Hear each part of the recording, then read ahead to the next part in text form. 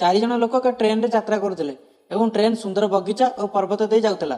किछि समय पर ट्रेन एक टनेल दे गला एवं ट्रेन भीतर अंधार हो गला। ट्रेन टनेल बाहर को आसे सेतबे ट्रांसी ब्रोंच निखोज थिला। तांका व्यतीत तांका पाखरे बसिता लोकंकु दादंड वाला पचराउचरा करंती। प्रथम तो जो कहिला मु कॉफी पिउथिली ओ तापर आदम कहिला मु सोईथिली। शेषरे ग्यारी कहिला मु खबर कागज पढुथिली। तो आपण माने कहि परिबे कि तीन जनक मध्यरु के नांसी रो ब्रोंच नैछि?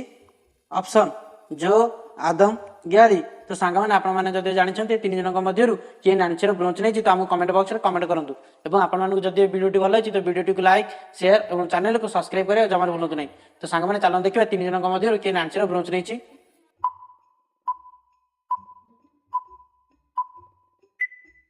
तो सांग मैंने आर आंसर है ग्यारी नांसी रो ब्रोंच नैछि। काहे कि ना ट्रेन टी टनेल भीतर प्रवेश करिया पूर्व ग्यारी हाथ में खबर कागज सीधा धरिकी पड़ूला, किंतु ट्रेन टनेल बाहर को बाहरला पर ग्यारी हाथ में खबर कागज उल्टा धरिकी पड़ुची।